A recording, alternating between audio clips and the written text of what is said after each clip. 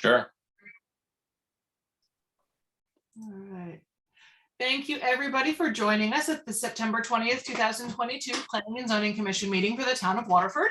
Tonight's meeting is being held obviously via Zoom, and we are recording this meeting. The copy of this recording will be available within 24 hours and will be posted to the town of Waterford's website. The default rule for this meeting is that everybody remains on mute unless you're speaking so that we can ensure good sound quality. So we appreciate folks' cooperation in that. And if anybody has any questions about our proceedings, that you can give us a call at 860-444-5813 between the hours of 8 a.m. and 4 p.m. Monday to Friday.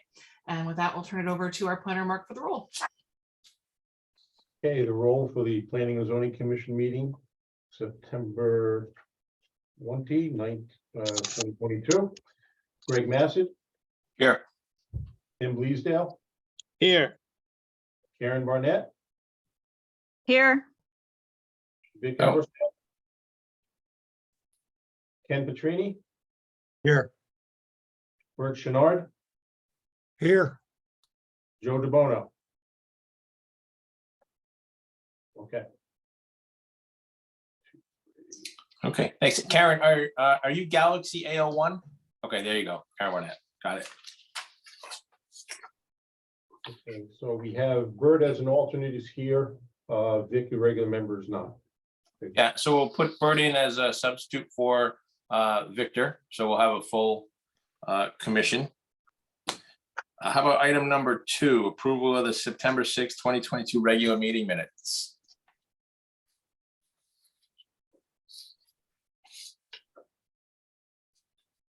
Anyone? Sorry, I'm having a little trouble with my computer. I'll move that we accept the those minutes. That was 10. Thanks, Tim. I'll second. Motion made by Tim, seconded by Ken. All in favor of approval of the September 6th regular meeting minutes? Aye. Aye. Aye. Aye, Aye. unanimous. Item number 3, application receipt. Do we have any of those? We don't have any. Okay, moving right along.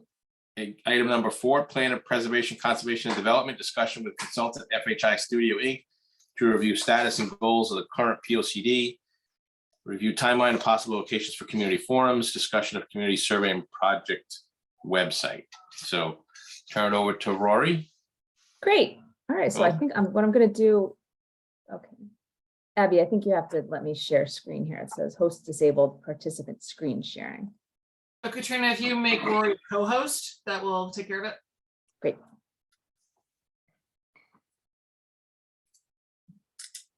Should be able to now. Great. So yeah, I just did that. Let me know when you can see my screen. Gotcha.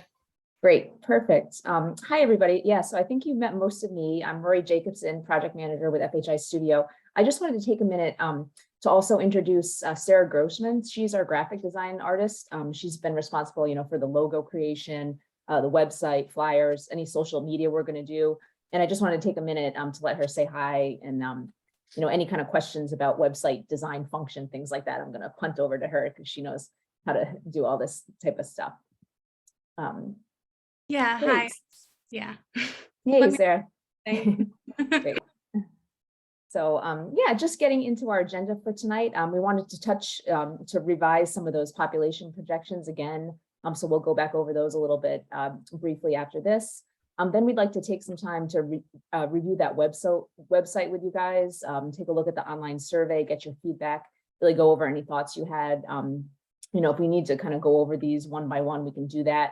I can pull them up, online to see how people would view them, taking the survey, viewing the website, things like that. We really, knowing that October is going to be our workshops, we really love to launch these, as soon as possible, just so we can start promoting the workshops in October, get our presence out there. And so then after that, we'd like to really discuss the workshop formats in the pop-up event with you folks as well. Yeah, so as I said, just getting back to those population projections again, I know the last time the feeling was, that we should take a look at some other sources of data. And so, just for this kind of highlight of those population projections, I pulled again, the 2020 census data. I pulled housing data profiles from 2020. I reviewed the regions called the Southeastern Connecticut Council of Governments, their regional plan, and that's a little dated. That's also back from 2017. But then I also reviewed Waterford's 2022 affordable housing plan that was just completed this past June. So, the last time, which I just confirmed again with that 2020 housing profile, is really that Waterford's population, projected to decline about 15% over the course of the next 20 years. So right now you're at about under 20,000, and it's projected to shrink by about 4,000 people during that time period. And like most of the state, the population 65 plus is really expected to grow the most in that time period.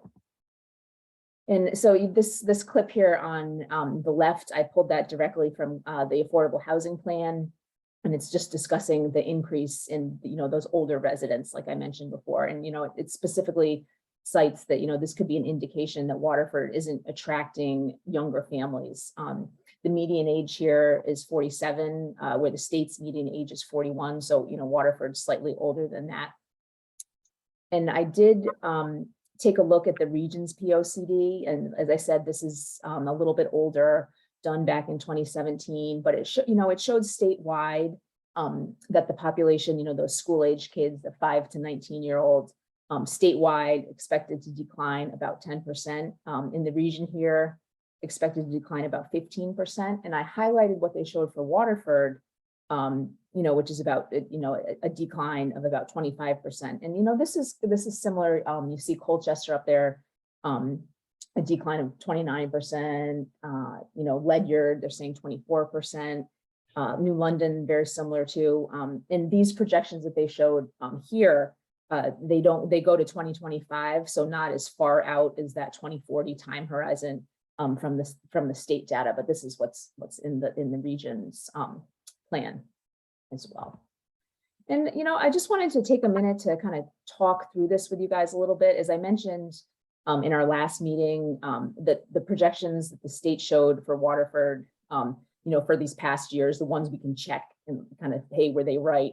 The ones from 2015, the ones from 2020, they were wrong. You guys actually had more population than they had expected. And here we know there's expected growth, jobs at EB, more jobs expected at the sub base. All these things could attract new residents. There's really the uncertainty with what's going to happen with the Crystal Mall. COVID, like I said too last time, the last 2.5 years really changed everything, and we don't have a crystal ball.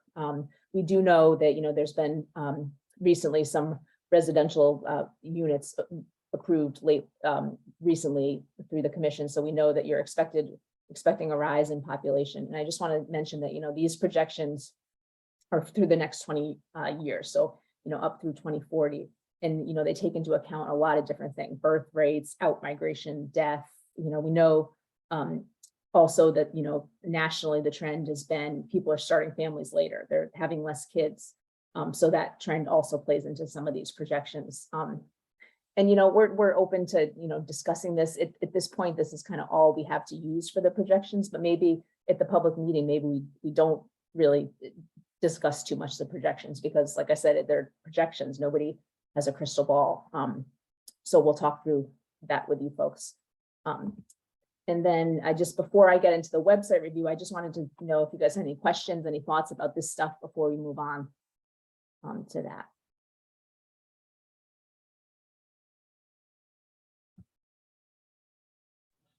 So what's the conclusion? Just the conclusion is, at this point, that's the best data that we have. So we're happy to, kind of not really emphasize it so much. We're happy to just talk about I'm thinking, I think last time, Greg, you were kind of hesitant to kind of show that in a public meeting. And I think the conclusion is, that we talk about, what we've seen, what we can verify, and, maybe talk through with you if we want to maybe not even mention, or, at the public meeting, what we'll do is we'll talk about existing conditions. We'll go through things. We don't want it to be too presentation heavy. We really want to give people time to, it's really, the workshops are really meant to discuss, get feedback from the community. But, we do want to present some demographic findings and trends. And so we'll just have to work with Abby, Mark, and you all on, what we kind of decide makes sense to show for that. But just to go back, I just wanted to show, that we checked some other sources and kind of found some similar commonalities between what we had shown last time. So isn't there an inconsistency in this that I think Greg nicely pointed out? You have real data from 2015, you have real data from 2020. It shows an increase. Even if you wanted to suggest that it was going to decrease in the future, I would think you'd want to start from the 2020 increase that we already have. Right? I mean, I tend to agree that that we're starting out on a bad premise. I understand where you're going, and maybe you do de-emphasize this, but the real data are totally inconsistent with what's going on right now. Sure. Yep. And we'll definitely, we'd show kind of the trend. And I think last time I don't have it in this presentation, but I think the previous presentation did show that kind of upward trend that you are having. So we'll definitely highlight that. And the thing that might be useful to highlight in the population demographics is the age cohort compositions and where those numbers are going and what that might say in terms of the kinds of services the town should be considering and planning for.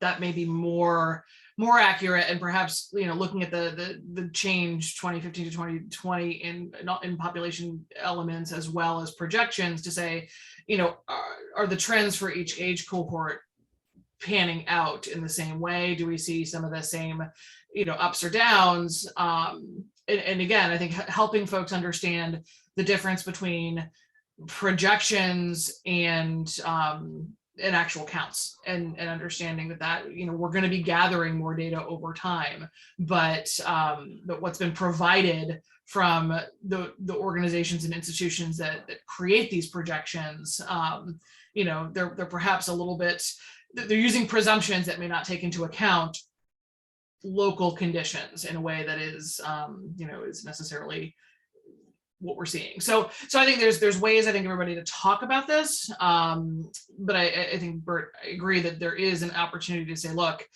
let's take these projections with a grain of salt, and then understand what it, if even if it's not these exact numbers, but if the trends overall wind up being slightly down, if we're not going to be seeing growth for the entire 20 years, that may level off at some point, or we may see a dip, what does that mean, and in what age groups, and what does that say about the community and what we should be planning for?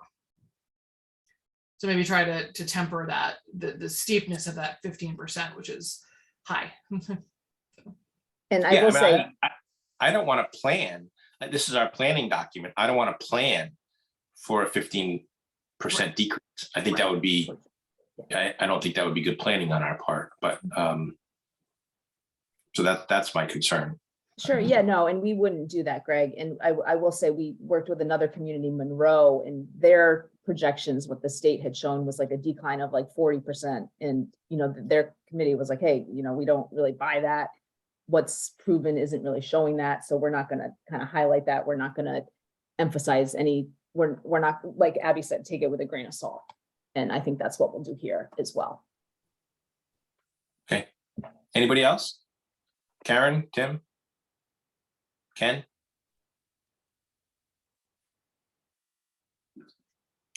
All right. I can't see everyone. If anybody has anything, just say it. Okay, Rory?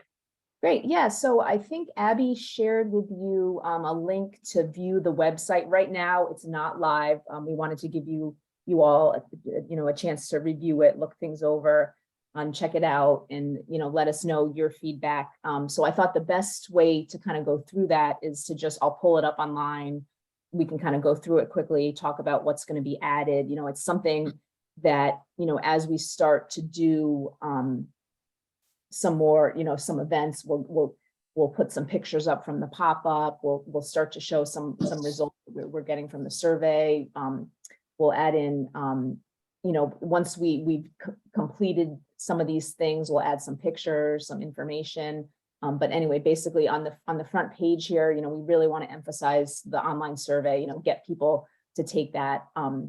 We also have a mapping tool. So these links right here, let's see if this works for me. Let's see, it takes you right to the survey. You click the mapping tool, it should bring you to the mapping tool. You can get back to the website here.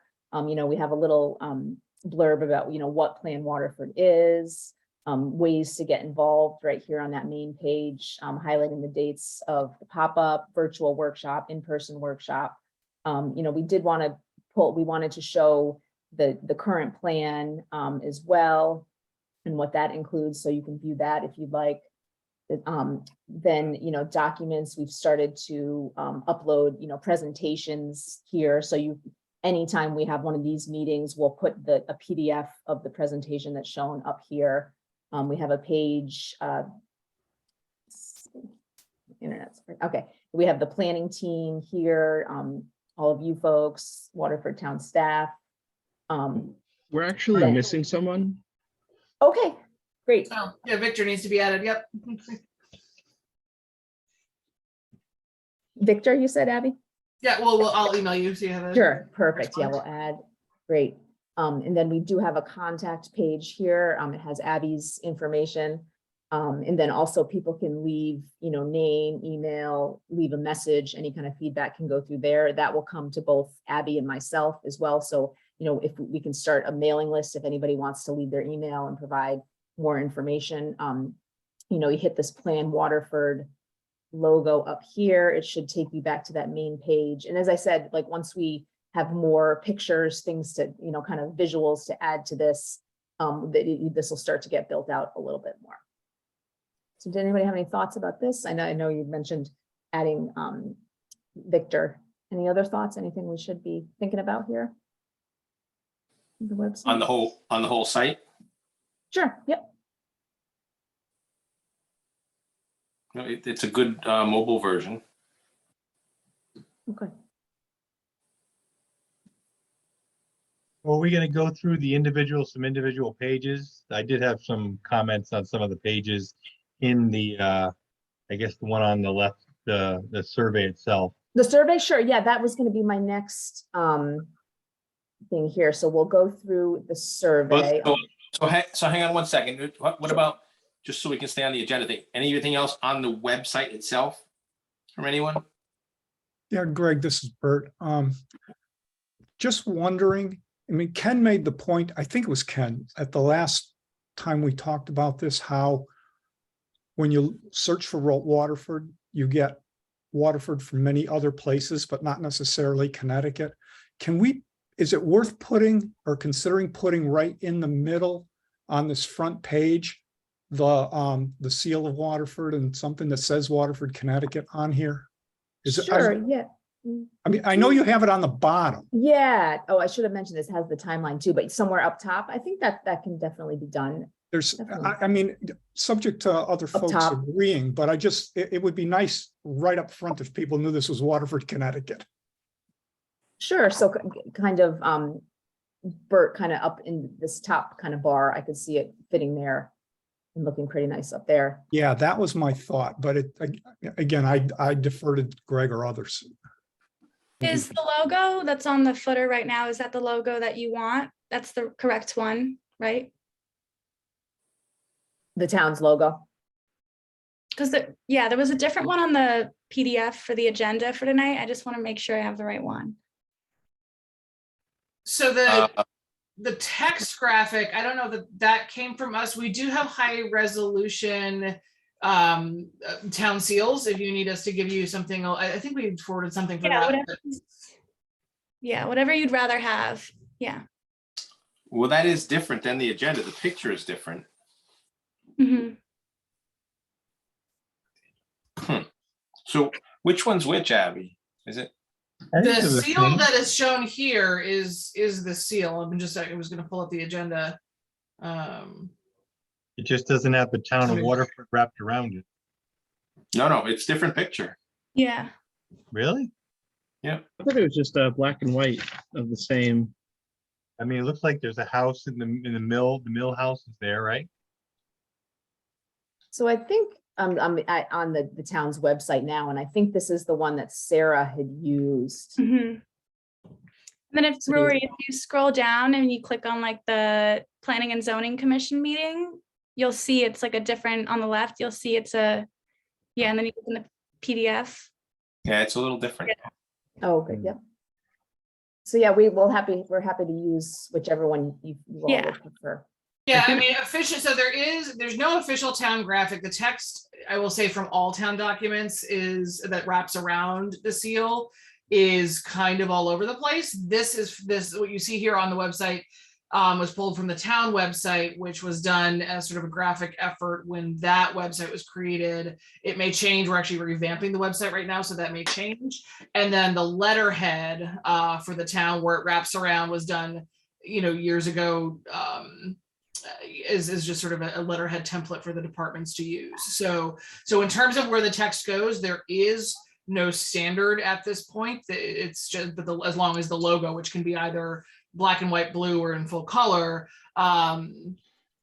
the actual seal is the only thing that stays the same. Amusingly, So- this seal, the circular seal, doesn't say Connecticut anywhere. Yeah, I think this is Tim. I think that the one that's on the screen now, this one that matches what's on the town's website is what my preference would be, because to Bert's point, this says Connecticut right there. You can't miss it. And for people who are familiar with our town website, when they come to this website, they'll see a familiar brand and realize this is a town website. It's not something that someone else has created. Sure, so I think what I'm hearing is we'll move, we can leave this down here at the bottom as well, but I think maybe Sarah, if we try and move that up top too, Yeah. get that up there as well. And I know there was some, Sarah, I know there's some kind of Google Analytics things way Yeah. above my IT level of knowledge, but you can kind of make it too, so that when people search for Plan Waterford, it Mhm. kind of goes to the right website. I think that was something that we, at the last meeting, kind of had some questions about. So I think that we can kind of check into that as well and try and really make sure that that hits home for people when they search. Yeah, definitely. Does it make sense when the logo gets moved to the top of this page to hyperlink it back to the town website in case somebody lands here first and wants to go to the town page from here? Well,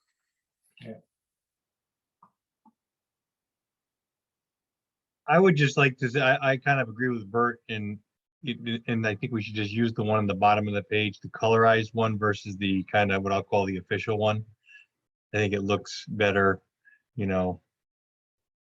just with the color, it's better.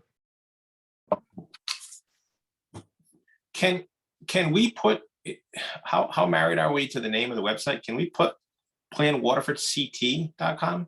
Because when I plug in town of Waterford a lot for different things, and most of the time, or a lot of times, it comes up Michigan for me. So, I don't want, would that make it more convoluted, or would it make it actually easier to put the CT right in there? Plan Water. So Sarah, I'm gonna punt that to you. That's Eric. Okay. Plan Waterford C2.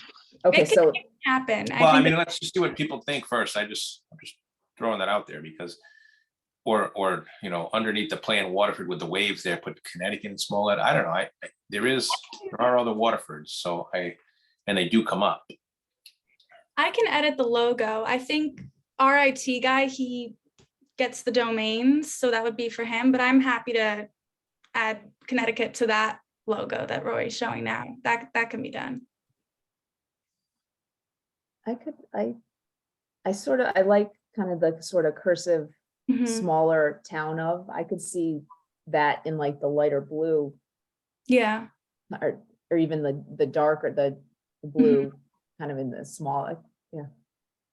But yeah, I will check in, like I said, Eric, our IT genius, that would be something for him. But yeah, if everybody's interested, provide Abby you with some thoughts on if we can do that or not, and then if not, Yeah.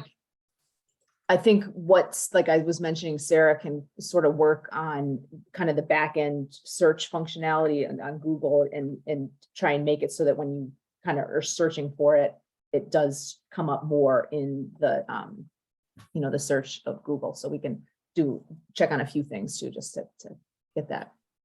Yeah, I'm looking on the mobile version as we go over this too. And there really isn't Connecticut anywhere, even in the pop-up addresses or the addresses for the pop-up events and the virtual workshop. They just say Rope Ferry Road, Waterford, Great Neck Road, Waterford. There's not really a lot of Connecticut in there. Okay, we can definitely add that until you in. get to the bottom. I want people to be able to find it. Make sure. And then on this mobile version, I have the 3 dots on the upper right-hand corner. They're not linked to anything at the moment. Is that right? Mm, I'm gonna check right now too. we're all pulling out our phones. Well, it just seems to be that's where a lot of people do their work nowadays. So I just want to. Yeah, I don't- no.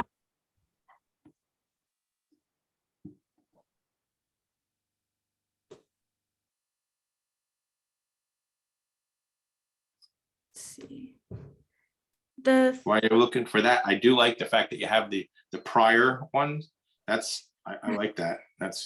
So when you say the 3 dots, are you talking about on the home page when you first go on it? Yeah, the 3 lines on the top right corner. Yeah, that's the menu. It's not moving when you click on anything. No, mine doesn't do anything. Oh, So I get everything. yeah. I get all the documents, the planning team, contacts. The function for me works pretty well. It actually looks pretty nice on the phone. I haven't looked at it on the phone. I like it. To be honest, I gotta start checking my. Mine's working too. No. It did come back. It didn't for the longest time. Now it comes up documents, planning team, and contact, right? Mhm. Okay.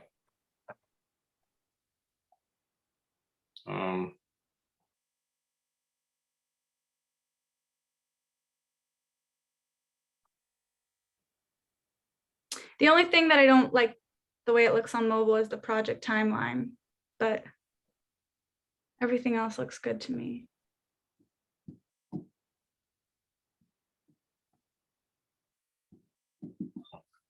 Okay. Any other comments on the website? I think the important thing for the website for folks to keep in mind is because we're trying to get it up and running prior to when the commission has the next meeting so that it can be done and be ready to go for the pop-up on the 8th. It would be good to have the commission's blessing to say, look, we can move the bottom logo to the top and or consider adding Connecticut underneath the wave symbol in like a cursive blue script, but basically say, letting the consulting team and the graphic team move on that and go ahead with it without having to come back for approval again. Anybody have any comments on that? Then go ahead, go for it. Yeah, I would put Connecticut written out very small under the waves. In the Do same, that. almost the same kind of font, but just smaller. Mhm. So that fits in the same space under the waves. But Great.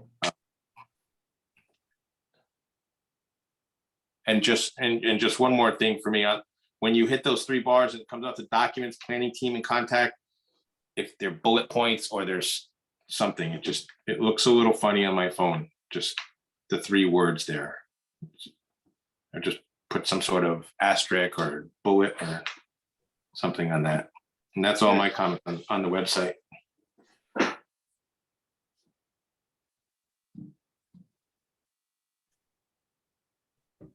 Anybody else have any comments on the website, or we can go through the questions?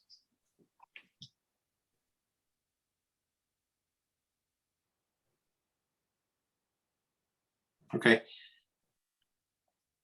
When I get to the questions, mine says English. Yes, so the survey is currently in English. Sometimes some communities that have high Spanish populations, different languages. We can also do a Spanish version if you'd like that as well. It's currently in English now. What we like to do is, just for ease of getting it out there, we create it in English first, have you guys review it. If there's changes you want made, we'll do it in the English version. Once we get your blessing, then we'll, if you did want to create a Spanish version of the survey, we do it once we have the blessing, so that we're not making edits to both an English and Spanish survey if questions need to change and wording needs to be modified, things like that. So that's why so it's just meant to let you know that it's in English survey. So should we go through it? Can I look through it now? Sure. Pull it up. So yeah, really, we like having the website simple, everything found right here on the website. They can access the survey. So this is just, about what the plan of conservation and development is, talking about, we really want your thoughts to help us with the 2023 plan. You'll be contributing to this effort, letting them know why it's important to provide input, talking about, these need to be updated every 10 years. They cover a wide variety of topics. Everybody in the community really has a stake in this plan, and we want to get as many people as possible to participate. So just, the kind of the background, like why we're having you do this and what it is. And then next, we just like to get some basic demographic information. Do you live in Waterford? Yes, no. Age ranges here. So these are all pretty basic. And if you guys want us to stop, please let me know. So could you stop here? Yeah. This one? Stop here. Yeah. Yeah, I think So a bunch of us this have one, comments. sure. This one was something that Abby and I kind of went back and forth about. I had to question about, are the different neighborhoods in Waterford. I thought there was the Central Waterford, Graniteville, Jordan, Millstone, Morningside Park, and then, going through, we had kind of created this map, but I had labeled it with, I think it was the fire districts, and we wanted to just get your feedback, because this obviously has to change. These titles are different than what's up here, so we need your help, basically. Yeah, so Well, that I was think- kind of my, oh, go ahead, Greg.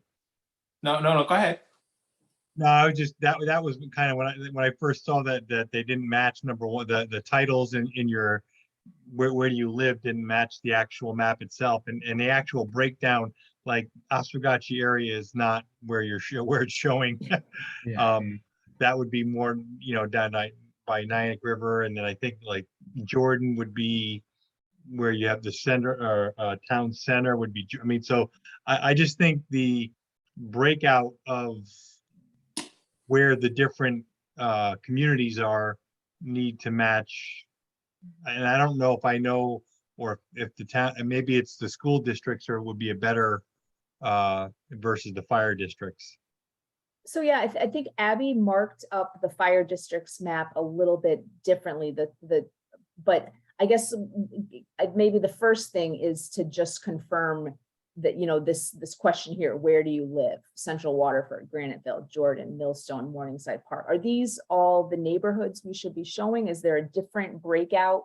And then I can, I I don't guess think if we, the go ones- ahead. I don't think those are the neighborhoods we should be listing. Okay. Did you have, For guys have instance, thoughts on? I live in Graniteville, but I don't think any of my neighbors would know this area as Graniteville. I think one of the things that I was thinking was, is it necessary to name the various parts of town, with perhaps the exception of Quaker Hill, but is it dividing the map up in a way that just gives us a way to organize people's comments and concerns by area of town? And do we just number them, or provide a letter, or some other symbol that just says, okay, geographically, when you look at town, which part of town are you in? Can we just? Go ahead. No, I'm sorry, Abby, go ahead. No. I was saying, because I think what Tim was saying, people identify differently and have different concepts of where the boundaries of the various parts of town are. I think we heard a lot of that in the office. So Can we just press the map instead? So that functionality doesn't work here. And to be able to do it, I did talk to Eric, our IT guy, about that, because that was a question Abby had, and we'd have to link to another site. It seems like it would be a lot more effort than what we would get out of it for that question. So, and Abby, I'm sorry that Abby had sent me a map marked up with numbers, and I thought it was corresponding to a key, but I think what I'm hearing from you, Abby, is maybe just instead of even no titles at all, just 1, 2, 3, 4, 5, with the different zones that you kind of delineated. I could see that working. But Greg, yeah, to get back to your question about kind of clicking, at this point, we don't really have that functionality for this part of it. Can I ask you a question? Okay. Go ahead. Yeah. Where is Morningside Park? I didn't want to ask the question because I feel like I should have known, but I don't know either. I Googled it and I couldn't find anything online about Morningside Park. So but Mark that one might was be one the I only never heard person of. with an idea. I didn't want to ask it in a public meeting. I was like, I should probably know, but I don't know where it is. Morningside Park is behind Town Hall. That's where all the small streets are, Tiffany Avenue, Brill, Olive Okay. Street, those guys there. That was a Morningside Park subdivision back in the 50s when that was created. Okay. Do you think maybe, I think more people would relate to school districts versus the way it's broken out? I don't know. I just feel like, a lot of these, I mean, because those are really where everybody, where people their kids go to school is kind of how they would relate to the area. I think that's a good idea. I think we should do the map into 4 districts and give 4 choices corresponding to the school districts, because that's one thing that almost everyone will identify with, kids or no kids. I think they understand it's where they go to vote. They know that's where the school is. I think that's the best choice, in my opinion. For Okay, voting. Yeah, go we ahead. can do that. That's an easy change. Okay. That's But I good. definitely think they should all be where you live all those should correspond with those 4 districts, whatever they are. Sure. Yeah, let me scratch the voting thing, because you vote at town hall too, right? But that would be probably not its own district, but yeah, break up the map exactly how the school districts are. So there's Cohansey. No, there's so what are the schools? Quaker Hill Great Neck, Quaker Hill, and Oswegatchie. That's what got you. and I forgot you, just the 3, huh? Right. And we do have that GIS layer too, so that's something that I have access to. Yeah, I think originally when we looked at it, it seemed like it was broad enough that we weren't going to be able to kind of dial in on sort of smaller neighborhood areas. But there's not a wrong, I mean, there's no right or wrong way to break up how this goes. It just helps us narrow it a little more. So school districts is fine. You need to, Yeah. Rory, do you need to narrow it more, like the demographic, like to a specific area? Or is 3 districts enough? That should be enough. It's just nice to, if we're hearing from, everybody in the south end of town, but nobody from the north end of town is coming, it kind of is taking the survey. It kind of helps us like, okay, we want to target this area, get responses from these folks up here because they're kind of not being heard. So that's kind of the main reason that we like to kind of just get a sense of where we're getting feedback from. But I think 3 would be enough to kind of give us that information as well. Mhm. And I think it's simple, like you said, it simplifies it. People know they can identify, even if they don't have kids. Yeah, I'm in this school district, and we'll show it geographically on the map. So they'll, even if they don't know, they know, oh, I live north of 395, or I'm south of Route 1 or something like that. So. And what I would suggest too is that even though maybe you only have 3 districts, maybe have some highlighted areas of other districts within the district, like the Jordan would be, I don't know what it would probably be under the Great Neck and the town center and Goshen, and maybe you can leave Goshen and Jordan within like the smaller sub communities, but within the bigger one, just so people understand that they're being considered too. And we can add, I think this label here for Harkness left over, but we can add some, geographic points, of reference for people too. Not everybody is used to looking at maps all the time, but they might know, oh, okay, this is where Crystal Mall is, so I'm up here, that kind of thing too. We can add that Right, exactly. and help people orient themselves. All right, so I think that sounds good for I think I know what I'm doing to this map. That makes sense. I like that. Should we kind of continue on? Go through this more? Sure. Great, yeah, so, and yes, stop me. I'm just gonna keep going. If there's things you want me to change, please let me know. Just this question here, does the household rent or own? This is, we like to just kind of get a sense of, are these people that have owned their homes, are these renters? Then we ask about, Waterford Public Schools. And this is a great question because, people that have children in the school district might have very different, thoughts about certain things than, the senior residents that don't have kids in the school. So it's, we like to get quite a mix of the population. And, asking about history, yeah, you once had kids in the schools, and then also about, if you have a child in a private school that doesn't go to the district as well. And then we like to talk, why do you live in Waterford? And, this one is select all that apply. We want to give people flexibility. There's also an other, please specify, they can type in their own responses. These are always interesting to, we like to, as I'm looking through results of the surveys, these are always nice to look at, but we have things like family, goods and services, quality of schools, transportation options, people and culture, town facilities and services. So these things are all things that are kind of touched on in the plan, and we like to highlight them too in the survey as well. Then here's a question, where do you see yourself living 10 years from now? Leave a question for not sure. Many people, don't know 10 years from now where they're going to be. How long have you lived in Waterford? Just trying to get different time horizons for how long, people have been in the community.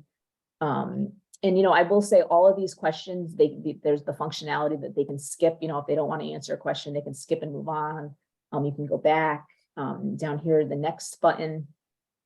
And this one, working or owning a commercial business property, there's some logic in here.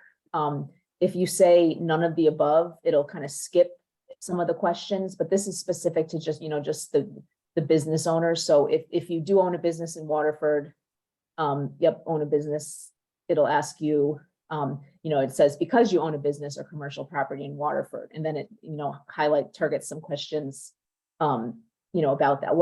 Why do you have your business here? How long have you owned a business? Some similar things to the housing questions. Do you think 10 years from now you're still going to be here? But I think let's see. Question, Rory. Sure. Is it for this question about whether you own a business or commercial property? Is it worth considering, like you did for the question around students attending school? Did you have a business in Waterford? Yeah. You got a lot of senior people, and I think some of them probably did own businesses, and it might be healthy to get their feedback for some of the business related questions. Sure, we can definitely do that. Thanks for. Rory, let me ask you this. How is this analyzed at the end? Like, what's the point of some of these questions? Are we going to know that people who own a business in Waterford say this?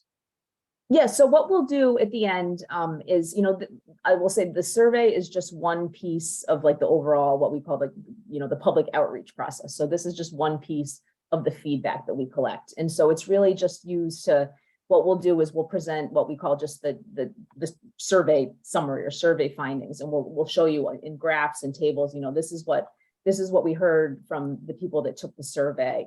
And we'll bring it back to you all and say, this is what we're hearing. Does this jive with what you think as well? This, and we'll work to, as we get into the writing of the actual chapters, the survey will help influence as we're writing the chapters. Okay, this is what we heard from the survey, but we heard other things at the public workshop or at the pop-up, we heard this, but our committee thinks this, so it's just really one piece of the puzzle that we use. It's not like because 50 people on the survey said this, we're gonna write the whole plan based on, what those 50 people said. It's really just one piece that we like to get as much feedback as we can. So, No, right, I get that, but I'm trying to figure out on the question about the education. I had a child, I'm going to have a child, or I had a child in the school system. Are we gonna know to the level of detail that the people who had a child said this, but the people who have a child say this? oh, sure, yeah, when we review it, I can, for each person that responds, we can see exactly what their choices were, what they selected. So we can do a variety of different analysis. If you go on, Greg, and take the survey, you'll respondent, whatever, 12 or something like that. I could view each response that you plugged in. And then you can also select in SurveyMonkey when you're doing the reporting, you can say, for this question, I want to filter it by all the people who only answered in this manner. And then I want you to extract all of their answers going, carrying forward. So there's ways to do that too. And so, yeah, there should be, I would think, Rory, that capability exists on your end to be able to sort of say, are there trends by the way people answered one question to how they carried through for the rest of the survey? Okay, so there are a lot of filters that we can glean down into the Definitely, specific. yeah. Okay, great, Yep. thank you. Sure, and then, yeah, so if you said none of the above, and I said there's logic on this, it should just take you, it skips those questions. So, if you don't own a business, you don't have to answer questions about owning a business. And I think what Bert said about, if you did once own a business, that's a great, additional kind of bullet point we'll add there, a choice there. And so this one gets into kind of, your thoughts about Waterford. Please select the statement that best represents your thoughts about Waterford. And, this one we like to use just to see how, how much interested in any kind of change people are, so one, the first one, I like Waterford now, keep it as it is. Next one, I think Waterford should continue to grow and change, but incrementally.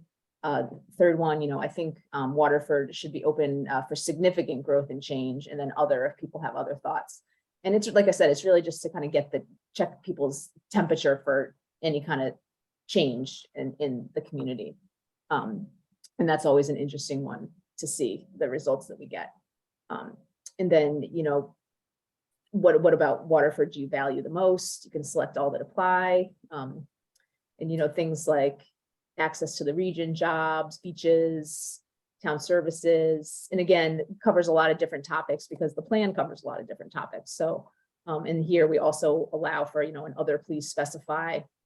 Then we kind of get into, what should the town focus more of?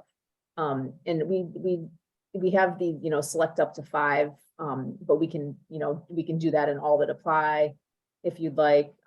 It just has some different things: historic preservation, improving specific areas, Crystal Mall, Route 85 corridor, trails, greenways, affordable housing, a wide variety of topics again here as well. And then we repeat that. We ask, what should the town focus more of, but then also what should the town focus less on? And again, this is a repeat of, that same question.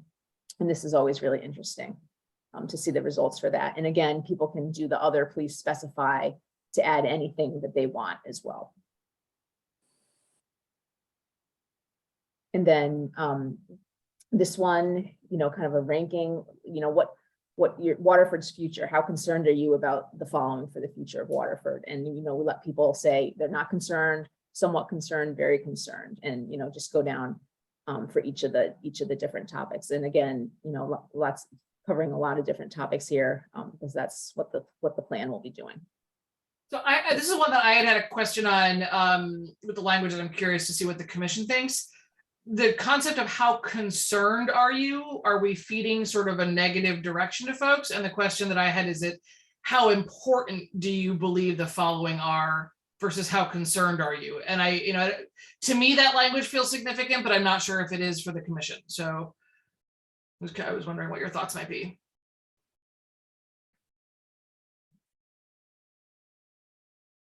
I like your thought, Abby. I do too. Important versus concerned. Yeah. Yeah.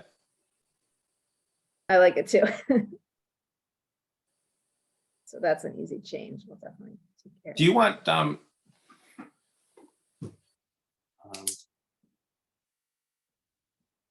you want comments on the language if we see an error too, or no? Are you gonna still edit? Sure. Yeah, definitely. On the one about areas such as 85 in the Route 85 corridor, one of them reads correctly, one of them does not. Okay. On the more and the less. Uh-oh, let's see. I don't know if it'll let me. Okay, I'll check back on that. The Route 85. Okay. It wasn't letting me go back, so because I'm on this for a while. Okay. Just a subtle point on the comment of important versus concerned. I agree about the importance. I would just want to make sure that you include the change in the question as well as in the bullet points. Because you Oh, have sure, how up here. concerned are you up in the top two? Just want to make sure you cover all the bases. Yeah, we'll do that. So we'd say, you know, how important is the following for the, do you view the following for the future of Waterford? Yeah, we can change that as well. So it's consistent, definitely. Thank you, Abby. And then this one here, letting people, you know, type in responses. How would you change or improve Waterford? Your response is optional. And again, you know, so obviously they, like I said, all of the questions, people don't have to answer them if they don't want to. You know, people might, oh, I don't really want to type, but a lot of times we do get good responses from these open-ended questions like that. And then this next one, in an ideal world, what would Waterford be like in the future? Then, and then, you know, if people are sick of taking the survey, they don't have to, they can kind of end now. But we do ask, hey, you know, do you want to, are you interested in taking additional questions, you know, things, economic development, it, you know, goes over the different chapters that we'll talk about. And this should be town facilities. So, and then, you know, if you say yes, it'll bring you to more questions. If you say no, thanks, it'll end the survey. So we'll just say yes and go through these. So, you know, economic development, how would you rate Waterford's business environment? Why would we, what's the thinking behind asking the question to quit? It just, you know, it's, we don't have to, we can totally take it out. It's just sometimes, you know, people get overwhelmed if it's too long, but so we want to give them an option that, hey, there's other questions. If you want to stay on and take more, that'd be great. But if not, thank you. And it gives them an opportunity to end there. And there's, you know, if you said no, it would take you to the last page and where it asks you if you want to provide your email to get any, you know, we'll keep a mailing list going so that before the workshop, we can send the flyer to everybody that joined the mailing list, that kind of thing. But we can certainly take that out if you don't think that's necessary. It's just, instead of just having somebody, oh, I've been taking this thing for too long, I want to end it, and then just leave. It gives them an opportunity to, as I said, if you say, no, I don't want to take more questions, it brings you to the kind of the thank you page.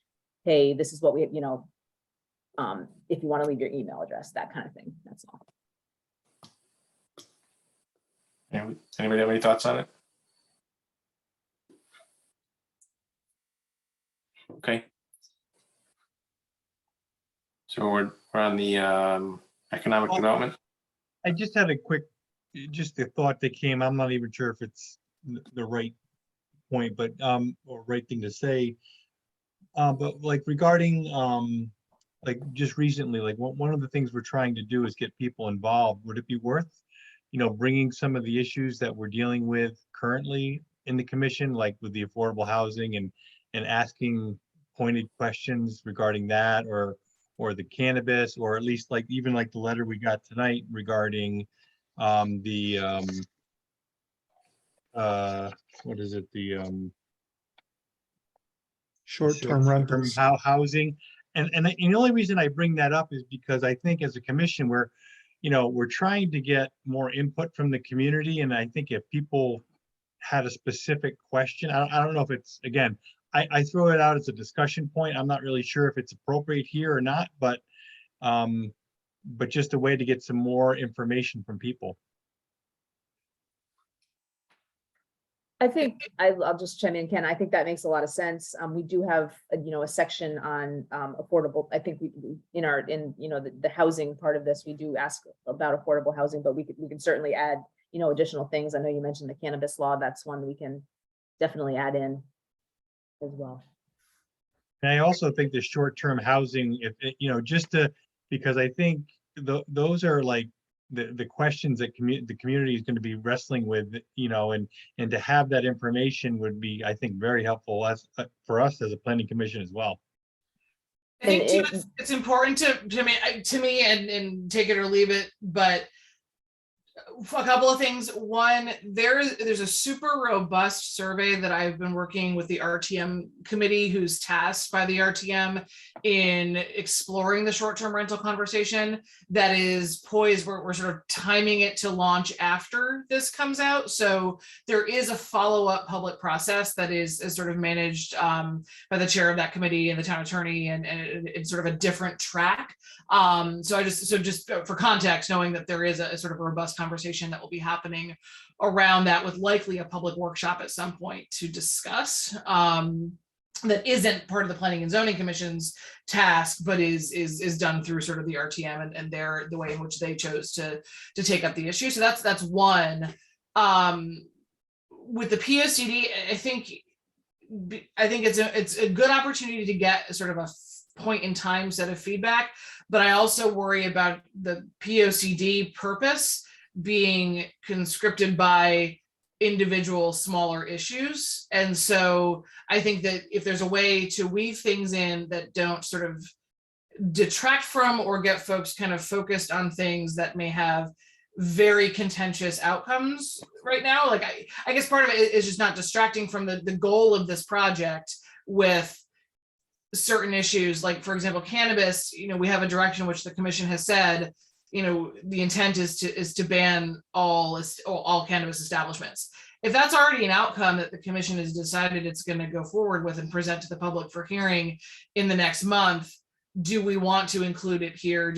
And it's a question, or is there, as we do it, is there a way to keep it in part, like in context, like in a category of other questions, or see where it fits in versus kind of call it out as its own individual issue? Because there's probably a lot of individual issues out there that would warrant additional community conversation, if that makes sense.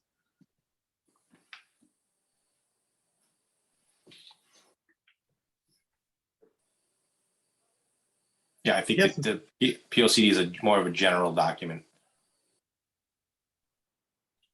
With respect to this question on what type of commercial development should be encouraged? Yes. What about splitting up that first one? I think commercial industrial warehousing, they might be different.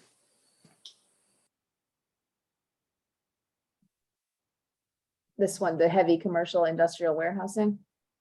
Yeah, heavy commercial, heavy industrial. Okay. Maybe separate those two, because we are trying to, we have the 95 corridor.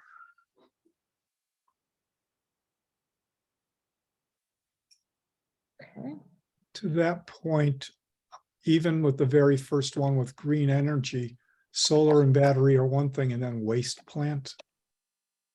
I could see people having a mixed opinion about that and not knowing what to say.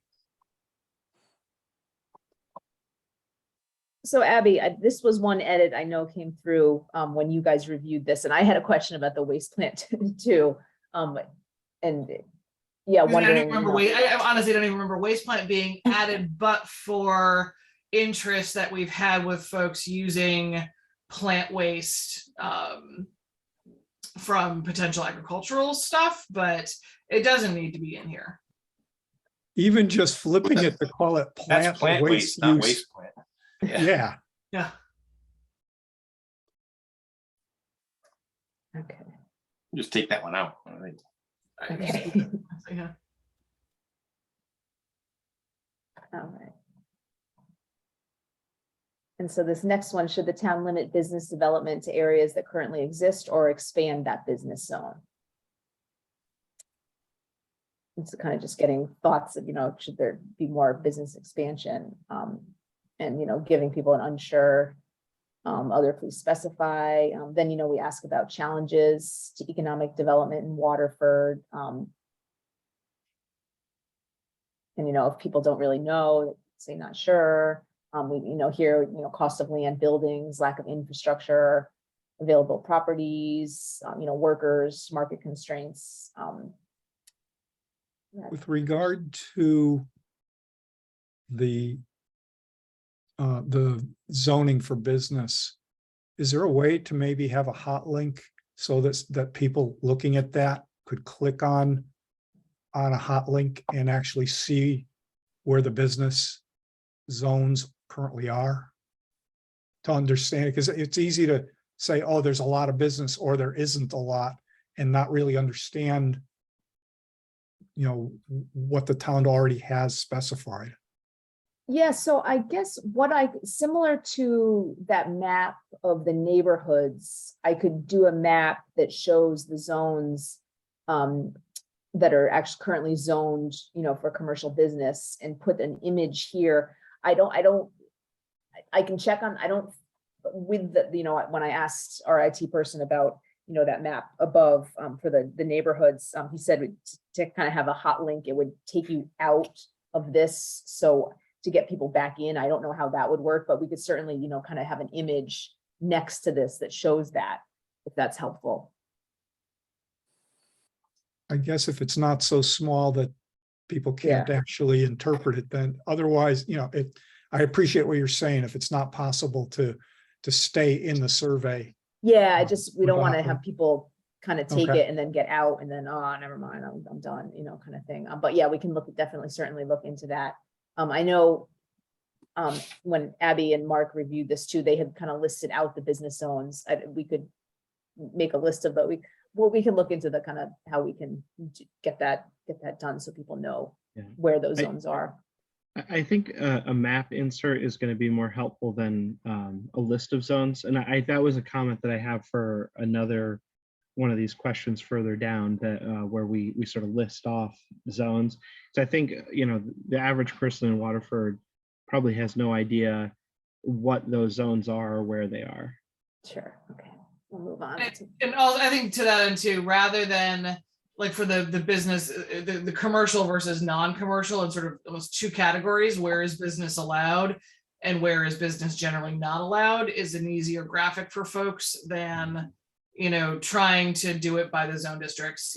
Multiple colors in the map is also going to be confusing at this scale.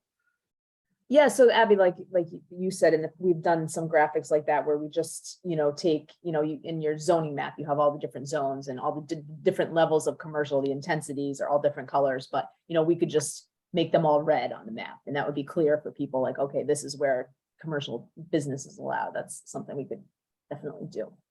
And I think would be good for, viewing on something like this, definitely. So then we get into housing, just asking, what types of housing does Waterford need more of? And we tried to kind of think of everything, assisted living, seniors, apartments, 2-3 family, townhomes, just really trying to kind of cast a wide net and see, what people are thinking. And then, asking, what type of housing 10 years from now, where do you see yourself living? And kind of similar choices, but in the current home, if people are expecting to stay, different types of housing choices here, and then other, please specify if they're thinking of something else. And then I think this one, Tim, was the one that you had specified. So this is something that we can also do a graphic where we just show where residential is allowed in the commercial. We could kind of overlay it. I could see that working well and being effective as well. Roy, that allow should be allowed as well. In that question. Thank you. This is why we like to have you guys review these, because I start looking at them and I go cross-eyed if I look at them so much. Yeah, I'm not trying to pick on it. I thought that. Yeah, no, it's helpful because like I could Get read everybody it to 3 look at times it. and not notice that. So. Right. Yep. Thank you. Okay. So yeah, then, getting into transportation, asking, how do you get around Waterford Drive, carpool, the seat bus, Uber, bike or scooter, wheelchair, other, please specify if there's, different ways. Then, asking kind of what transportation improvements are needed, kind of going through, things like traffic congestion, bike pass lanes, paving projects, sidewalks, traffic calming, not sure if you really don't have any, if you don't know, and then none of the above, if you don't think anything's needed, you can just say that as well. Is that, Rory, is that a question that would be worthwhile to leave an open box to let people say, do you have other points you'd like to make? Yep, Just, so yeah, it might this be one- really, is that sufficient, you think, other? We have other, please specify, and then see this rectangle here, and it looks small, but this has this, I think they can put up to like 50 sentences or something like that if they Okay, wanted to. that's good. Yeah, and so we Thanks. tried to give that to some of these, and I think, the none of the above was just, if added, if people, didn't think anything was needed, they could just say, no, I don't think anything is needed. And then, town services and facilities, what needs improvement, you're able to select all that apply. If you don't know, you can say not sure. You can also say other and kind of specify, again, if you want to add something that we didn't think of here in this list. Again, none of the above. If you don't think anything needs improving, you can say that. And then, at talking specifically, sometimes we'll get some feedback like, oh, this building, that this town-owned building is really in rough shape, or this park really needs a lot of work. So we'd let people, if they want to kind of add in a specific location or building, they can add that as well in here. And then open space and recreation, how do you rate the town's open space and trails? Excellent, okay, good, not sure. A similar thing, parks and recreation facilities, again, the same multiple choice. And then, asking, which open space recreation resources should Waterford consider expanding or improving? Can we put different- dog park in that too? Dog park? Yeah. Do Anybody you have guys any? currently have a dog park? It's a field with a fence. It's so That's- fun. I've worked in so many communities, and like the biggest like hot button is people love the dog park. It's fun. Yeah. It's always something that We could use some upgrades or a dog. It just needs something, but I bet that generates a lot of response. Okay, I bet you, I think you're right. You can add that for sure. But it would help us maybe handle that if we had some responses to it that people were really interested in it. Oh, sure. Yeah, we'll definitely add that. That's no problem. Does anybody have any issues on that? I think it's a good idea, Greg, and frankly, maybe just say something like multiple dog parks. Yeah. It's not, I mean, people, that place initially almost got overused. Oh. Yeah, all right. And then, So if we could add- asking about historic and cultural resources, and just asking really, how well does the town support, its historic and cultural resources? And then, does the town promote programming and connecting people to these resources? How well does the town do that? And then, asking, some of these types of places, oftentimes funding for maintenance can be problematic. So we, just ask, do you think there's any historic properties, cultural resources that, need some funding or improvements? And then, none that I'm aware of, or yes, the following properties, and just letting people kind of provide feedback on that one as well. Is that we found that typically kind of an issue with some towns, is that lack of funding for some of these resources that the towns don't want to lose. Oops. And then, so talking about sustainability and the environment, Just asking, how does the town support the protection of its natural resources, wetlands, water bodies, the environment, air, water? And then, similar, excellent, good, okay, not sure, multiple choice. Then should the town focus more on protection of any of the following resources? And, talking about different things, wetlands, floodplains, ridge lines, there's an other, please specify if they want to add something in. And then, none of the above if you feel that way. Then there's another thing, should the town continue to invest in environmentally sustainable infrastructure and practices, things like solar panel, charging infrastructure, et cetera? Yes, no, not sure. And then, should the town acquire more property for open space conservation? And this question, yes, by raising taxes, yes, by creating an open space fund, no, not sure. This one. And then so this is the last page, it says you completed the survey. It links you back to the website, but if you also click up here on the logo at any time, it will take you back to that main page. This is what I was saying. If you wanted to be informed about a public meeting, you can enter your email, and before the public meeting, we'll make sure we get an email blast out there like, hey, come to the workshop, it's coming up, that kind of thing. So Greg, when you had asked about that question, if we want, what's the thought process behind having that kind of breaker question, if you want to keep going or you want to end. If you end, it would bring you to this page where you can add in your email, get back to the main page. We also created what we kind of call the wiki map. So I'll go over that now, unless anybody has any other kind of feedback on the survey. I mean, is that the map where you put your comments in and stuff? Yes. Yep. Okay, now, yeah, I had a question. Are those pins just for example, or are they going to be there to start? Because those were just examples. We'll just clear those out.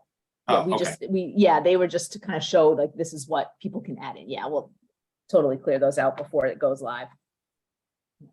Okay. So I think similar to the website blessing, I think the question is, does the commission need to see in any format the survey before we're able to edit it and launch it? Or if you do want final blessing, can that be assigned to one or two folks so that we can keep it moving so it's available at the time that Rory is here for the pop-up?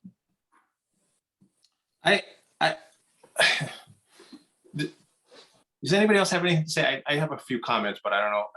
I can't see everybody, so it's tough to see if anybody's looking to try to talk. Is anybody trying to comment on it before I do? No. Okay. I'm a little surprised at the survey that we don't have questions as to what are you looking for in the civic triangle? What are you looking for the town to do in the Crystal Mall area? What would you like to see happen, on the Route 95 corridor? What would you like to see happen at 395 and North? Those are the questions I thought, we really kind of need to know so that we can adopt the plan of conservation development toward those real important areas in town.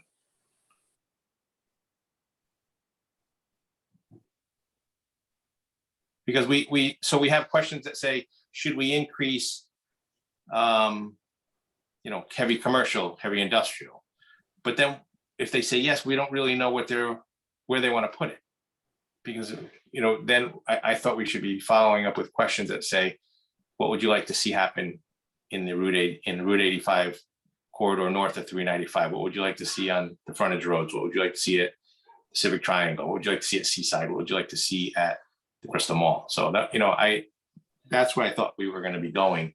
I don't know how everyone else feels, but I feel like I would not have enough information to put a direction for those important areas in the plan. I think that's a good idea, Greg, because you raised an excellent point. If somebody says they want to see more business, in town or more industrial development, their answer might change depending on where in town it was proposed. So having some questions that are keyed towards those key corridors and areas, I think would give us some important direction on where to go. And do you guys, can I just ask, do you guys see those being sort of open-ended questions where people can fill in? That's how I'm viewing it would work best. Does that sound good to you? Because we can certainly add those. That's no problem at all. And I think that's a good point to give us some feedback, but you think that would make the most sense? Yeah, even like the heading of, you know, specific issues or specific areas of town, and then list, you know, Crystal Mall, what would you like to see? And then it's just a box for an open-ended question. You know, the civic triangle, what is your goal or vision for the civic triangle? What was your goal and vision for north of 395? Kind of the speedboat area, just to see like what's up there. What's your vision for the 95 corridor of Waterford with a box? Because those are the areas we really kind of need to know how to plan according to what, you know, the residents want.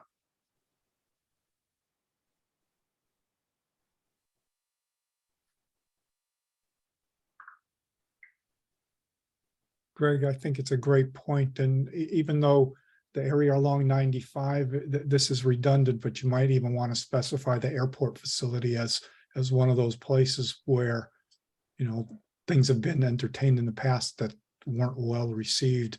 Maybe we can get some input. Yeah, I mean, I guess we should probably bat that around in terms of, do we want to specify a certain property? Would we be interfering with something that we, you know, with somebody's property? But you're right, Bert, maybe we should be talking, you know, like North 395 is the speedboat, but we really can't do much about the speedboat itself. But maybe that whole area, what are we going to do? We're going to, you know, there's a lot of housing that's not that great. There's some mixed use. It's a zone that I think is already addressed in the prior plan of conservation and development, but we haven't really done anything with it.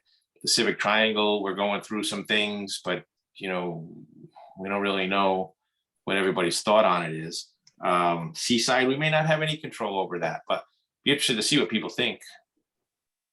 So yeah, we can either put the specific areas in, or, you know, call it the frontage roads or the airport and similar properties along the frontage road, maybe something like that.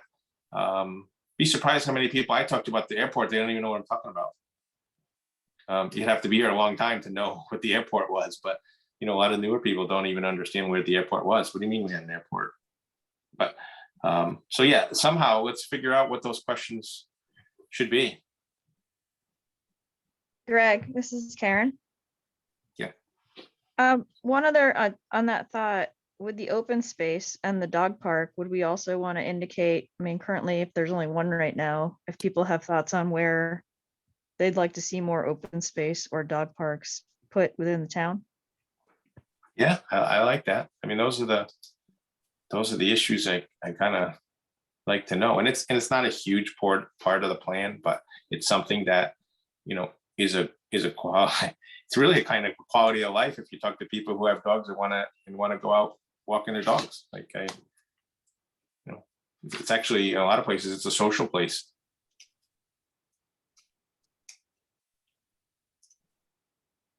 Yeah, well, we can So definitely maybe add those. do you like, you know, do you have any suggestions for a dog park or open space or additional parks or additional open space, something like that?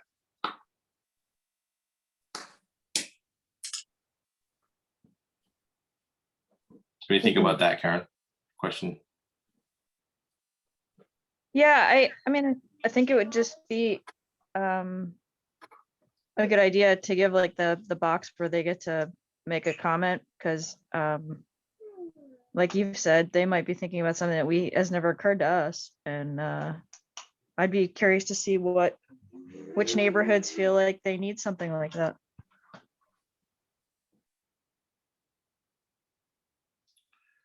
So question for you, Greg. What, you know, if we ask about like the Crystal Mall property, you know, I'm trying to figure out, like, it's obviously a private ownership thing. It's zoned commercial or whatever it's zoned. How do we, is it more just to get ideas of what people want to do there, or what would be the purpose, like even like for Seaside too, that being a state property? we don't really have control over that. And I know historically there's been a few proposals down in Seaside, and the neighbors don't want anything down there. They wanted open space and leave it alone. So, but I mean, what are you just looking for more ideas, Greg? Is that kind of your thought process? Well, like the Crystal Mall, it's private, but they really can't, and correct me if I'm wrong, Abby, but to do most of the things that would probably be able to, or we might want there, it would depend on this commission to allow it. Right? Yeah, there's certainly, I mean, we know trends toward mixed use and interest from the 3 ownership interests right now are in that mixed use environment, which is not currently permitted. So there are zoning entitlements that would need to change, absolutely. And I think there's the specificity question is probably the hardest part of this sort of topical thing, because I think, as Greg, you mentioned before, like with the airport, you don't necessarily want to give one property in a whole corridor that is, somehow separate or different than others if the commission is going to be weighing in on it in particular in the future.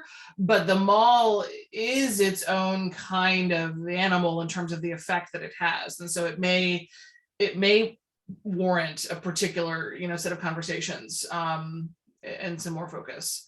Yeah, we had identified, and I'm going back 2 plans of developments ago, back in '98, we had identified certain hot button or hot topic areas in town to focus on.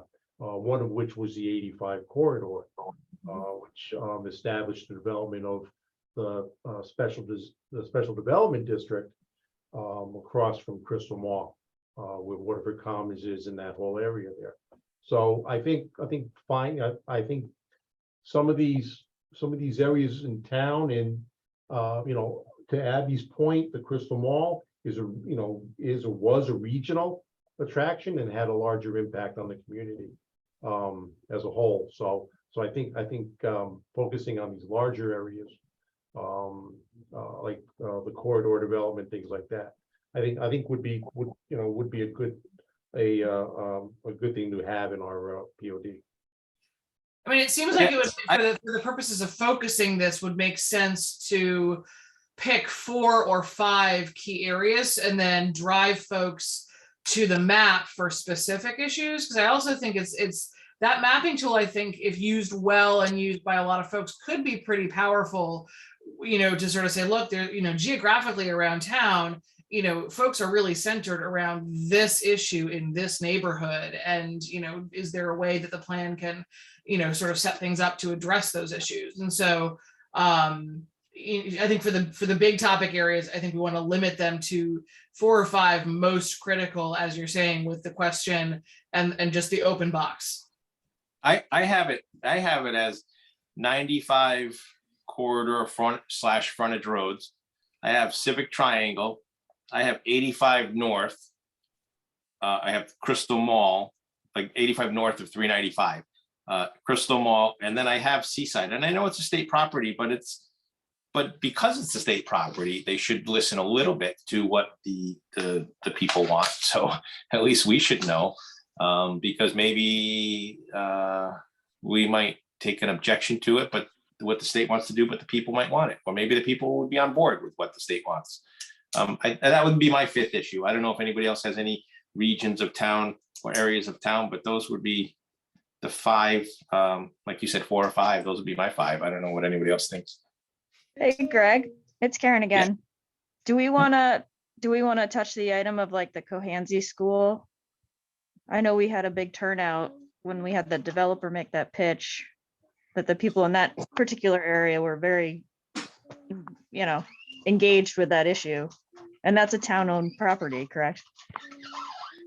Yeah. So I'm thinking there may be a couple ways to deal with that. Maybe either tie it into the Crystal Mall area or tie it into adaptive reuse issue if we have something like that in the POCD, or housing, or the neighborhood sections, or I don't know. How do you think we could deal with that, Abby and Mark? Or is it too specific for a POCD? That's what I'm thinking. I think it's really specific, but I think that you can ask a question about reuse and repurposing of town properties. So maybe back in the town facilities and services area, maybe there's something to be said about, what is your thought on the reuse and range of options for town facilities that no longer have clear programming associated with them. So Cohansey, Southwest, and if there's ever shifts in other buildings in town.